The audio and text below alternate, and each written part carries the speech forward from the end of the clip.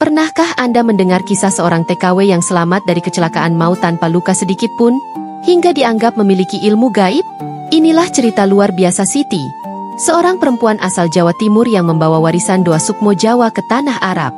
Dari fitnah, prasangka, hingga pengakuan, perjalanan Siti adalah bukti nyata bagaimana doa dan keyakinan bisa menjadi pelindung di tengah cobaan berat.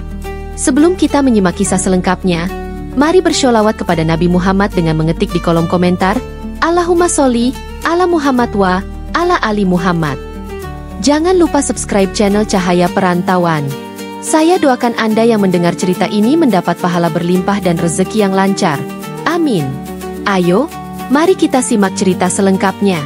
Langit Banyuwangi masih gelap ketika Siti melangkah keluar dari rumahnya. Tas kecil berisi pakaian seadanya tergenggam erat di tangannya. Di balik senyumnya yang dipaksakan, hatinya bergemuruh. Ia tahu perjalanan ini adalah jalan keluar dari kemiskinan yang mendera keluarganya. Namun bayangan negeri asing yang jauh dan budaya yang berbeda membuatnya gugup. Jangan lupa doa Sukmo, Siti, pesan neneknya semalam masih terngiang di telinganya. Ilmu warisan leluhur itu diyakini mampu melindungi seseorang dari bahaya yang tak terlihat. Di stasiun kecil itu, keluarganya mengantarnya dengan tatapan berat. Jaga diri, Nak, jangan lupa kirim kabar, kata ibunya sambil memeluknya erat. Ayahnya, yang jarang bicara, hanya mengangguk dengan mata yang mulai berkaca-kaca. Siti menahan tangisnya. Ia tidak ingin terlihat lemah, meski hatinya terasa hancur meninggalkan kampung halaman. Saat kereta berangkat, ia memandangi wajah keluarganya yang semakin mengecil di kejauhan, berdoa dalam hati agar mereka diberi kekuatan tanpa dirinya. Sesampainya di Riyadh, Siti tertegun melihat megahnya kota dengan bangunan-bangunan menjulang tinggi. Udara panas gurun segera menyergap tubuhnya, membuat ia merasa kecil di tengah hiruk-pikuk kota asing itu. Agen tenaga kerja membawanya ke rumah majikan barunya, keluarga terpandang yang tinggal di sebuah villa besar. Siti menunduk penuh hormat ketika bertemu majikannya, seorang wanita elegan yang menyambutnya dengan senyum tipis namun dingin. "Kerja baik-baik, ya," kata majikannya singkat. Hari-hari pertama Siti dipenuhi dengan pekerjaan rumah yang tiada habisnya. Mulai dari membersihkan lantai marmer yang luas, hingga memasak makanan dengan resep yang tak ia kenal, semuanya terasa menantang. Namun, ia menanggung semuanya dengan sabar. Setiap malam, ia duduk di sudut kecil kamarnya, memejamkan mata, dan membaca doa-doa Sukmo Jawa. Baginya, itu adalah satu-satunya cara untuk meredakan kegelisahan di hati. Beberapa teman sesama TKW mulai memperhatikan kebiasaan Siti yang sering duduk diam dan berdoa dengan bahasa Jawa yang tak mereka mengerti. "Kamu ini ngapain, Siti? Kayak orang manggil-manggil arwah aja," canda salah seorang teman. Siti hanya tersenyum kecil, tidak menjawab. Ia tahu sulit menjelaskan bahwa ini adalah warisan leluhur, bukan sesuatu yang aneh. Namun, di dalam hatinya, ia mulai merasa asing di antara orang-orang sebayanya. Setiap kali Siti mencium aroma makanan khas Arab yang tidak ia kenal, ingatan tentang sambal terasi dan tempe goreng di rumahnya muncul di benaknya. Malam-malam di kamarnya diisi dengan kerinduan yang mendalam pada keluarganya, terutama neneknya, yang dulu sering bercerita tentang Sukmo Jawa. Ia teringat bagaimana neneknya mengajarkan doa-doa dengan penuh kesungguhan, sambil mengatakan, "Ini bukan sihir, Siti. Ini doa untuk keselamatan. Percayalah." Meski berat, Siti mulai menemukan ritme di pekerjaannya. Ia mulai hafal kebiasaan majikannya dan menyelesaikan tugas lebih cepat. Namun, setiap kali ia lelah atau menghadapi kesulitan, ia selalu ingat kata-kata neneknya, "Ketika kamu di tanah orang, hanya Sukmo MU yang akan menjadi teman sejati." Kata-kata itu memberinya kekuatan untuk bertahan dan tetap fokus pada tujuannya, membantu keluarganya keluar dari kemiskinan.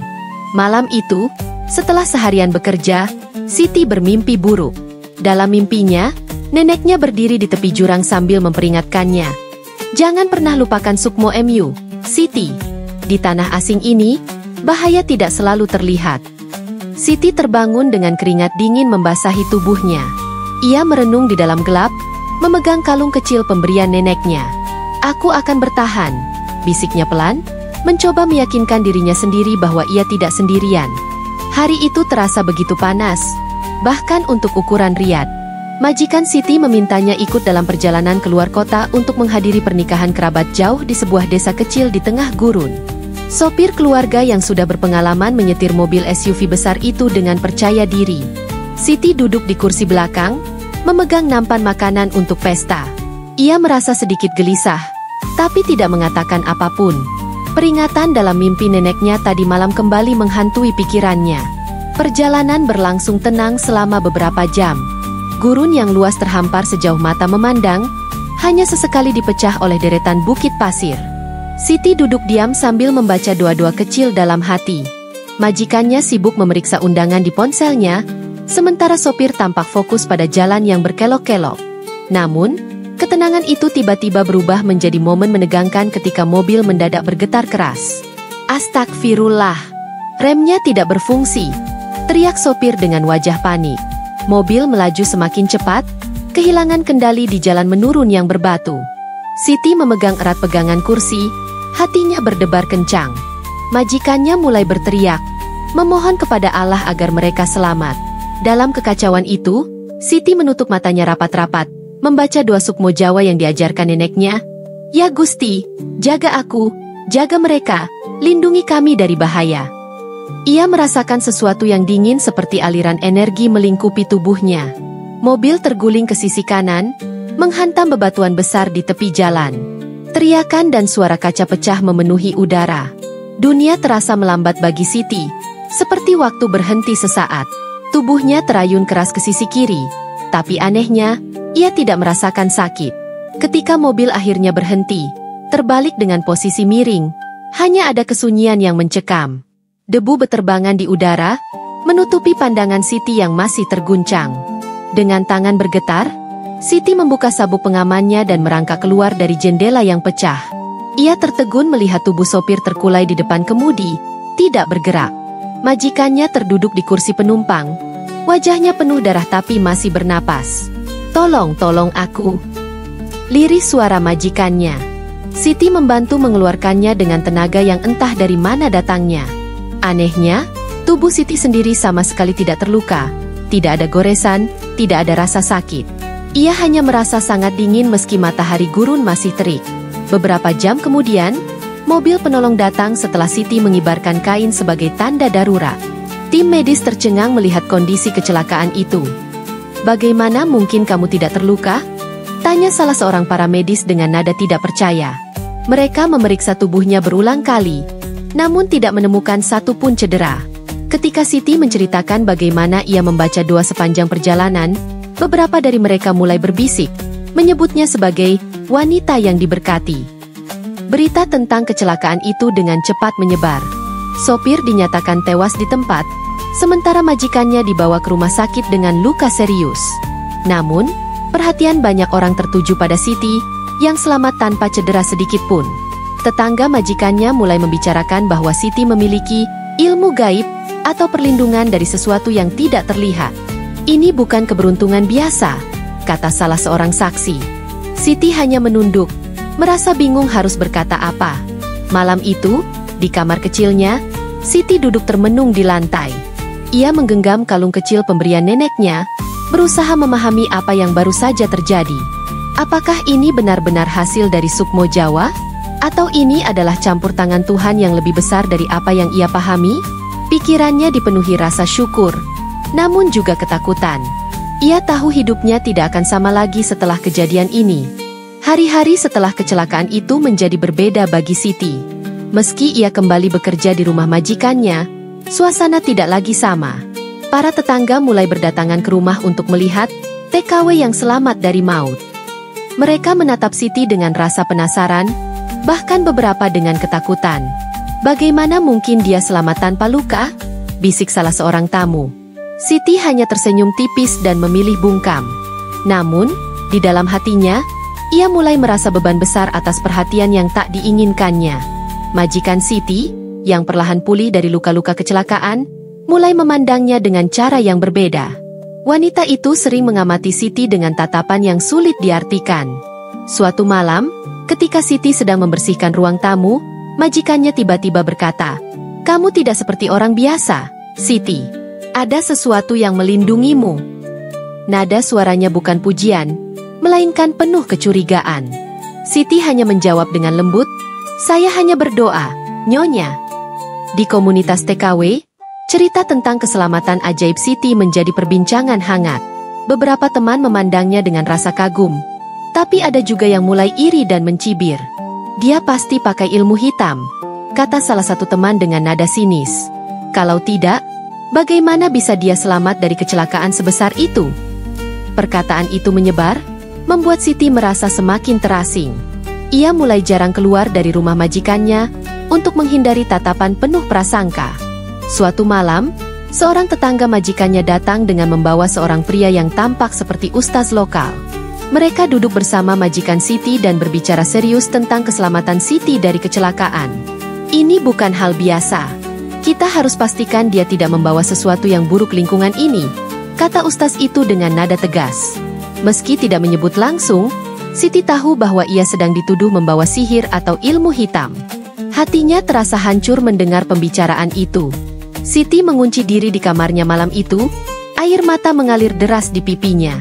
Ia merasa sendirian, jauh dari keluarganya, dan dihantui fitnah yang terus berkembang.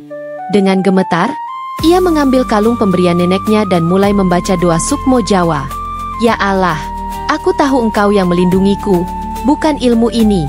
Tapi kenapa aku harus menanggung ini semua?" Dalam doa itu, ia merasa ada ketenangan yang perlahan menguatkan hatinya. Keesokan harinya, majikan Siti memanggilnya ke ruang tamu, di mana beberapa tetangga dan ustaz yang sama telah berkumpul. "Siti, kami butuh kamu menjelaskan apa yang sebenarnya terjadi. Bagaimana mungkin kamu selamat tanpa luka?" kata majikannya dengan nada serius. Siti berdiri di tengah ruangan, tatapan semua orang tertuju padanya. Ia tahu ini adalah momen yang akan menentukan hidupnya.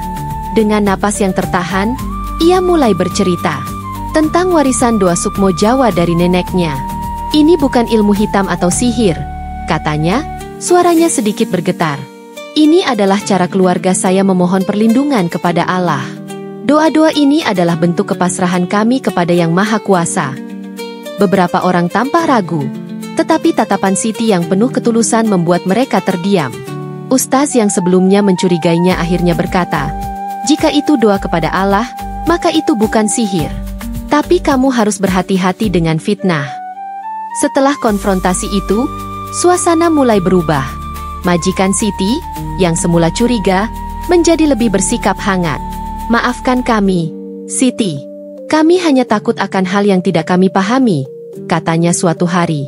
Meski begitu, Siti tahu bahwa fitnah tidak sepenuhnya hilang. Namun, ia memutuskan untuk tetap teguh pada keyakinannya. Ia berjanji kepada dirinya sendiri bahwa apapun yang terjadi, ia akan terus bersyukur kepada Tuhan atas perlindungan yang telah ia terima. Setelah penjelasan Siti, keadaan tampak tenang di permukaan, tetapi ia tahu bahwa prasangka belum sepenuhnya hilang. Beberapa tetangga masih berbisik-bisik di belakangnya, sementara teman-teman sesama TKW semakin menjaga jarak. Bahkan, salah satu dari mereka pernah berkata sinis, "Jangan terlalu dekat dengan Siti, nanti kena ilmunya." Meski sakit hati, Siti memilih untuk diam. Ia tahu bahwa hanya waktu yang bisa membuktikan kebenaran. Majikannya mulai memintanya melakukan lebih banyak pekerjaan rumah, seolah ingin menguji kesabaran dan dedikasinya. Siti menerima semuanya tanpa mengeluh, meski tubuhnya mulai lelah. Dalam hatinya, ia terus berdoa, meminta kekuatan untuk menjalani cobaan ini. Namun, ia tidak bisa menghindari perasaan bahwa dirinya kini dipandang berbeda, bukan lagi sebagai pembantu yang dipercaya, melainkan seseorang yang dianggap berbahaya. Suatu sore, majikan Siti memanggilnya ke ruang kerja. Di sana sudah ada beberapa tamu penting, termasuk seorang saudara jauh majikannya yang dikenal sebagai tokoh agama terkemuka. Siti merasa gugup, tetapi ia mencoba menyembunyikan rasa takutnya. "Siti, mereka ingin mendengar langsung darimu tentang apa yang kamu percaya," kata majikannya. Suaranya lembut, tetapi tegas, menunjukkan bahwa ini bukan permintaan, melainkan perintah. Dengan tangan bergetar, Siti mulai berbicara. Ia menceritakan tentang masa kecilnya, bagaimana neneknya mengajarkan doa Sukmo Jawa sebagai bentuk perlindungan spiritual. "Kami diajarkan untuk berserah kepada Tuhan melalui doa ini. Ini bukan ilmu hitam atau sihir. Ini hanya warisan dari keluarga kami, katanya dengan mata berkaca-kaca. Suaranya semakin tegas ketika ia menambahkan, jika saya selamat dari kecelakaan itu karena Tuhan, bukan karena saya. Setelah mendengar penjelasan Siti, salah satu tamu, seorang ulama tua, mengangguk perlahan. Apa yang dia lakukan adalah bentuk doa. Tidak ada yang salah dalam hal itu, katanya. Kata-katanya langsung mengubah suasana ruangan.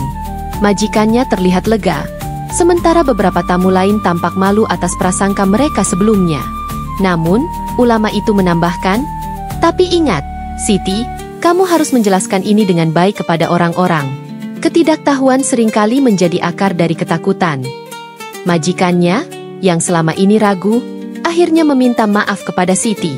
Saya terlalu cepat menilai kamu, Siti. Terima kasih karena telah menjelaskan semuanya, katanya. Sejak saat itu, majikannya mulai memperlakukan Siti dengan lebih baik, bahkan membelanya di depan tetangga yang masih menyebarkan gosip. Siti merasakan perubahan sikap itu sebagai angin segar di tengah tekanan yang ia alami. Seiring waktu, cerita tentang keselamatan ajaib Siti berubah dari gosip menjadi kisah inspiratif. Banyak orang mulai melihatnya sebagai bukti keajaiban Tuhan. Beberapa teman TKW yang sebelumnya menjauhinya kembali mendekat, meminta maaf atas sikap mereka. Aku salah paham, Siti. Kamu memang orang yang kuat, kata salah seorang teman. Siti menerima mereka dengan hati terbuka, meski luka batinnya belum sepenuhnya sembuh. Malam itu, Siti duduk di kamarnya, menatap bintang-bintang di langit Riyadh yang cerah. Ia menggenggam kalung pemberian neneknya, merasa bersyukur atas semua yang telah ia lalui. Cobaan ini tidak hanya menguji keyakinannya, tetapi juga memperkuatnya. Tuhan, terima kasih telah memberikan aku kekuatan, bisiknya. Dalam hatinya, ia berjanji untuk tetap menjalani hidup dengan kerendahan hati dan keberanian, karena ia tahu bahwa perjalanan ini masih panjang. Seiring waktu, kehidupan Siti di rumah majikan mulai kembali normal. Majikannya memperlakukannya dengan penuh penghargaan, sering memujinya atas kerja keras dan dedikasinya. Bahkan, para tetangga yang sebelumnya memandangnya dengan curiga kini perlahan berubah sikap. Beberapa dari mereka bahkan datang untuk meminta maaf secara langsung. Kami salah menilai kamu, Siti. Kamu benar-benar wanita yang luar biasa, kata salah satu dari mereka dengan tulus. Meski begitu, Siti tidak pernah merasa sepenuhnya aman dari kemungkinan fitnah baru. Suatu hari, majikannya memberikan kabar yang mengejutkan. Siti, saudara saya di Jeddah membutuhkan seseorang sepertimu untuk bekerja. Mereka mendengar ceritamu dan terinspirasi, katanya. Siti merasa ragu. Ia sudah cukup nyaman di Riyadh, meski sempat menghadapi banyak cobaan. Namun, tawaran ini datang dengan imbalan yang jauh lebih baik, dan keluarganya di kampung tentu akan sangat terbantu. Setelah berdoa semalaman, Siti memutuskan untuk menerima tawaran itu, meyakini bahwa ini adalah bagian dari rencana Tuhan. Hari perpisahan tiba. Majikannya memberikan pelukan hangat dan menyerahkan sebuah amplop kecil. Ini sedikit tambahan untuk keluargamu. Kamu adalah pekerja terbaik yang pernah kami miliki, katanya. Siti tidak bisa menahan air matanya. Rumah yang dulu menjadi tempat penuh ketegangan kini terasa seperti tempat yang penuh kehangatan. Teman-teman TKW-nya juga datang untuk mengucapkan selamat tinggal. Hati-hati di sana, Siti. Kami akan selalu mengingatmu, ujar salah satu dari mereka. Setibanya di Jeddah, Siti disambut oleh keluarga baru yang sangat ramah. Rumah mereka tidak sebesar rumah majikannya di Riyadh, tetapi kehangatan yang mereka berikan membuat Siti merasa nyaman. Kami mendengar banyak tentangmu, Siti. Kamu pasti akan menjadi bagian penting dari keluarga ini, kata majikan barunya. Siti tersenyum, merasa bahwa perjalanan ini adalah awal dari babak baru dalam hidupnya. Di Jeddah, cerita tentang Siti kembali tersebar, namun kali ini dalam bentuk yang positif. Banyak orang ingin mendengar langsung kisahnya tentang kecelakaan dan bagaimana ia bisa selamat tanpa cedera. Beberapa majikan dari keluarga lain bahkan mengundangnya untuk bercerita di acara keluarga mereka. Siti merasa canggung, tetapi ia tahu bahwa ini adalah cara untuk menunjukkan bahwa Tuhan bekerja dengan cara yang misterius. Suatu malam, Siti merenungkan perjalanan panjang yang telah ia lalui. Ia membuka kalung pemberian neneknya dan memandanginya dengan penuh kasih. Kata-kata neneknya kembali terngiang di pikirannya. Sukmo Jawa bukanlah sihir, tapi doa. Doa adalah jembatanmu kepada Tuhan. Air mata mengalir di pipinya, bukan karena kesedihan, tetapi rasa syukur yang mendalam. Ia merasa bahwa dirinya adalah bukti nyata dari kekuatan doa dan keyakinan. Siti mulai memikirkan masa depannya. Ia ingin mengumpulkan cukup uang untuk membuka usaha di kampung halamannya dan membangun kehidupan yang lebih baik untuk keluarganya. Aku tidak akan selamanya menjadi TKW, pikirnya. Keyakinan ini memberinya semangat baru untuk bekerja lebih keras dan mengelola penghasilannya dengan bijak. Malam terakhir di bab ini, Siti duduk di balkon rumah majikannya di Jeddah, menatap bintang-bintang yang berkilauan di langit malam. Ia memejamkan mata dan mengucapkan doa, bukan hanya untuk dirinya sendiri, tetapi juga untuk semua TKW di luar sana yang sedang berjuang. Terima kasih, Tuhan, atas semua pelajaran ini. Aku tahu, apapun yang terjadi ke depannya, aku tidak akan pernah sendirian, bisiknya. Dengan hati yang penuh harapan, Siti bersiap melanjutkan perjalanan hidupnya, membawa warisan doa Sukmo Jawa sebagai pelindung dan penguatnya.